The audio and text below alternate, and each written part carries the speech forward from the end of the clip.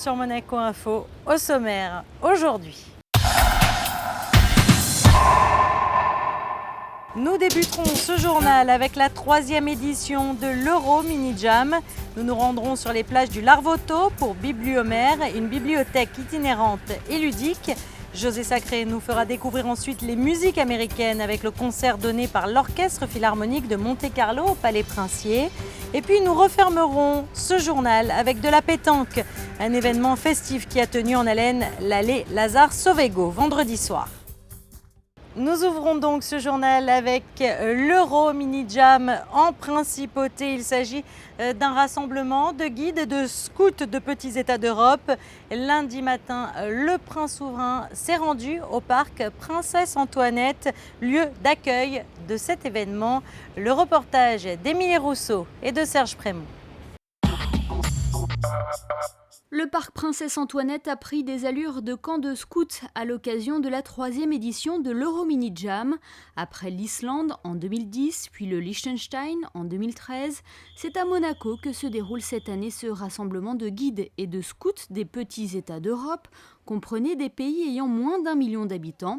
Des éclaireurs de Chypre, des îles Féroé, du Monténégro ou encore de Gibraltar ont par exemple planté leurs tentes dans le parc fermé pour l'événement. Un événement qui rassemble 120 jeunes âgés entre 12 et 15 ans. Le scoutisme, il est universel, donc dans tous les pays il y a quelques petites différences, mais c'est la même chose. Et en effet, les jeunes qui ici, par exemple les nôtres, les monégasques, ils se rendent compte que leur scoutisme est pratiqué aussi dans d'autres pays. Et surtout, c'est un moment de rencontre entre ces différents pays, justement pour ça, pour se rendre compte que le scoutisme est pareil et que ces différentes nationalités se rencontrent entre eux. Le prince Albert II a assisté à l'un des cérémonials qui rythment la vie d'un scout, et notamment au réveil lors de rassemblements, la levée des couleurs, un moment où les unités ont tour à tour exprimé leur fameuse devise.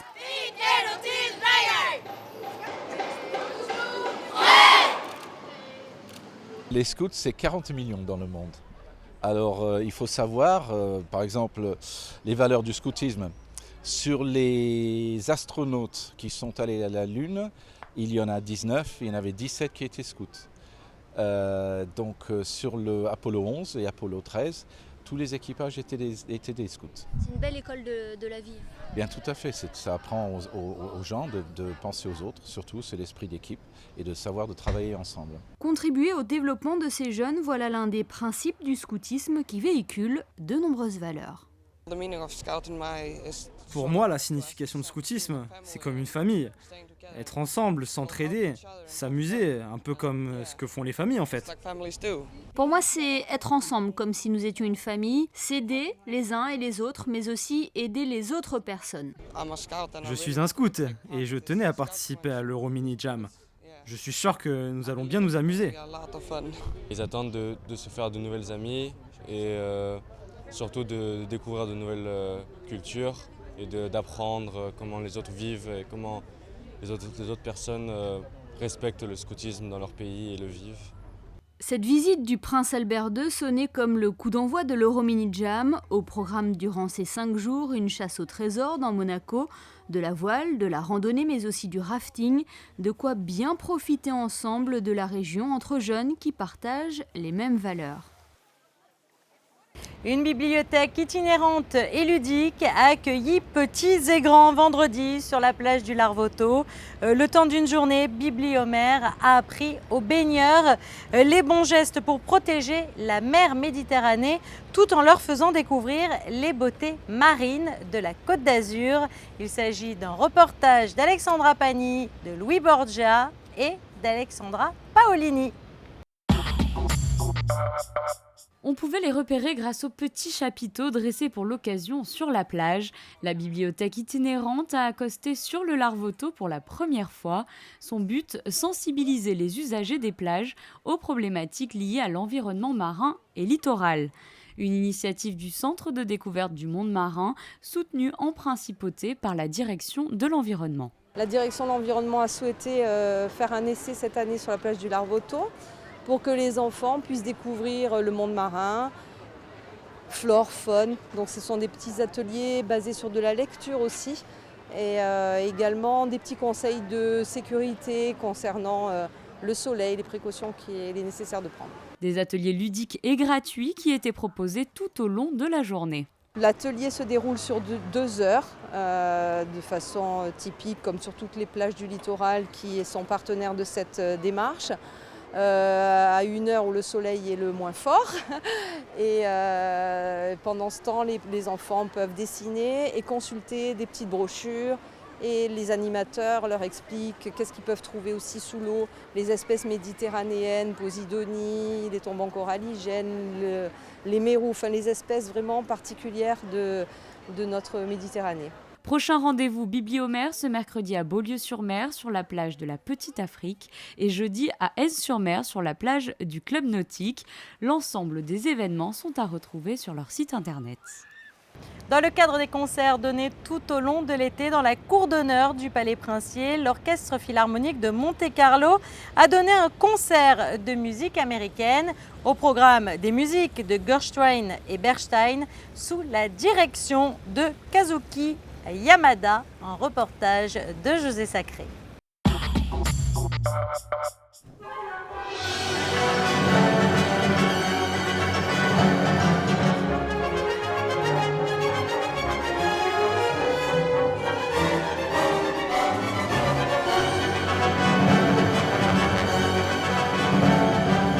Quel magnifique concert ce dimanche 24 juillet dans la cour d'honneur du Palais Princier. L'Orchestre Philharmonique de Monte-Carlo a interprété des œuvres de grands compositeurs américains du XXe siècle, George Gershwin et Leonard Bernstein, emmenés, entraînés par un chef d'orchestre dans une forme olympique qui visiblement adore cette musique et sait faire partager son plaisir aux auditeurs, le maestro Kazuki Yamada. I'm Japanese, so I can love Je suis japonais, donc je peux apprécier toutes sortes de musiques différentes, européennes, allemandes, françaises. Et pour moi, la musique américaine est tellement fantastique. La musique américaine dégage beaucoup d'énergie et je voudrais pouvoir donner cette même énergie avec l'Orchestre Philharmonique de Monte-Carlo.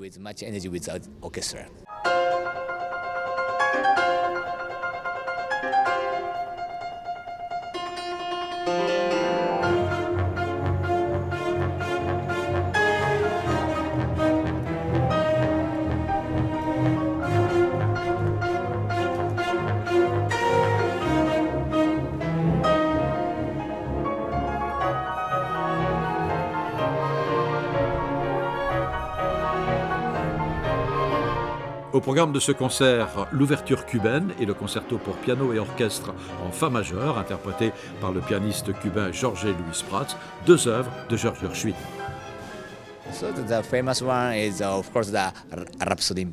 Ce que j'aime chez Gershwin, c'est Rhapsody in Blue. Et puis bien sûr, le concerto pour piano. Il est fantastique ce concerto. Mais il y a beaucoup de très belles compositions signées Gershwin.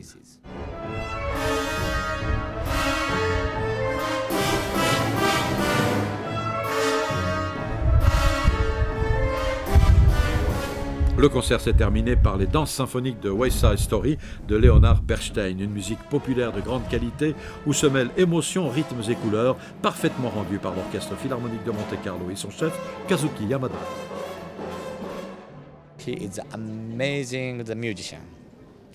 Leonard Bernstein avait tous les talents. Je ne peux pas choisir parmi tous ses talents. C'était un musicien incroyable. Il a composé West Side Story, bien sûr, une musique fantastique.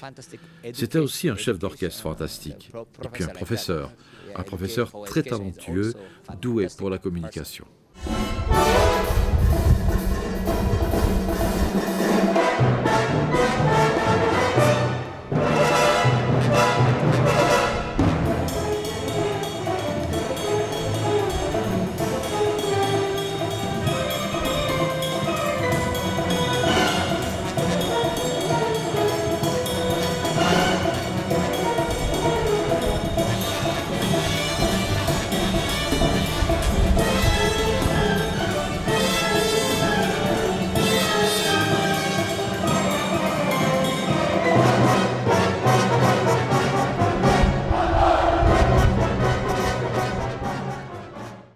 L'Allée Lazare Sauvégo organise tout au long de l'année des fêtes de quartier.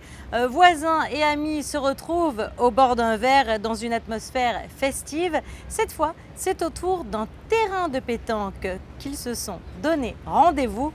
Le reportage sur place d'Alexandra Pagny. Concentration, rigueur et surtout bonne humeur au programme de cette journée pétanque organisée à l'Allée Lazare Sauvégo.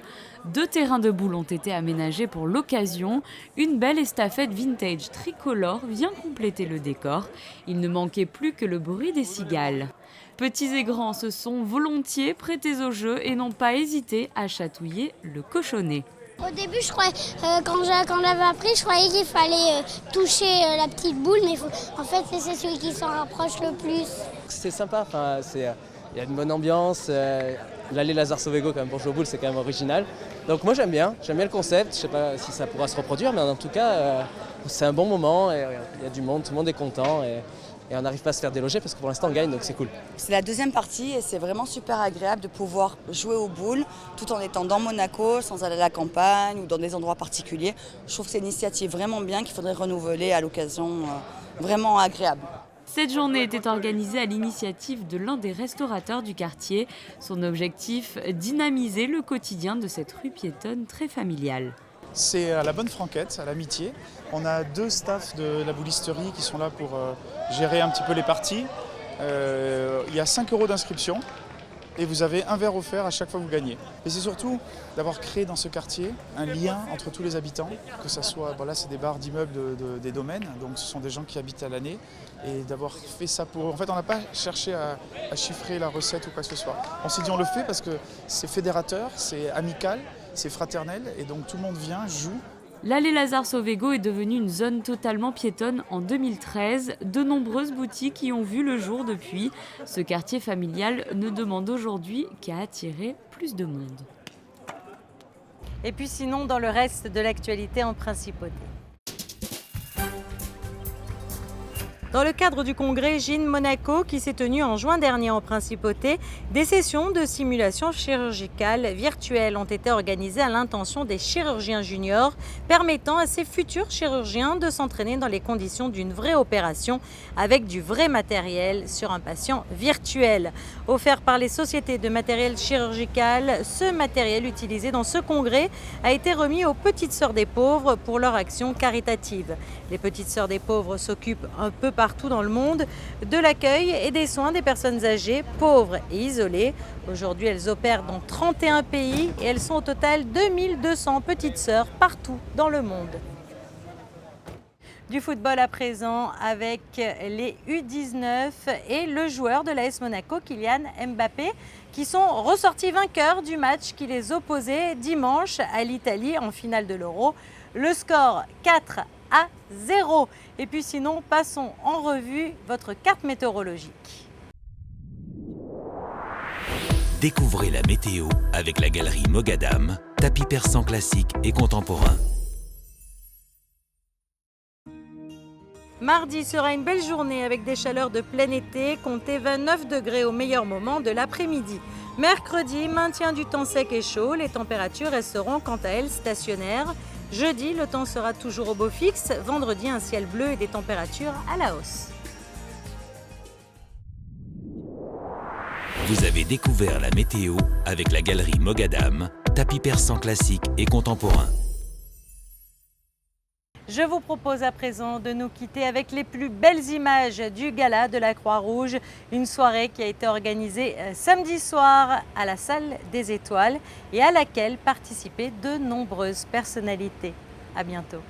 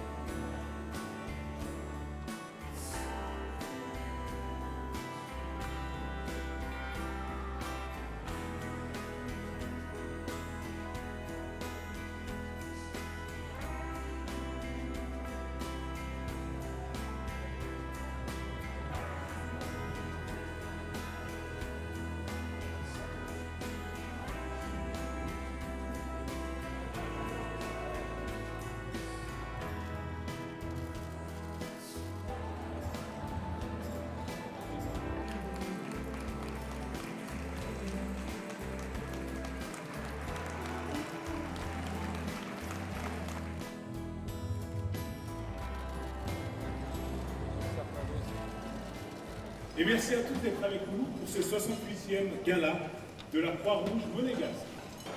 Applaudissez-le s'il vous plaît, on a besoin. Voilà, vous n'avez pas gagné ça. Propriétaire du programme 221 voilà ce que vous n'avez pas gagné. Va bien venir jusqu'à nous. Bravo. C'est bien le numéro 221. Félicitations. Bravo.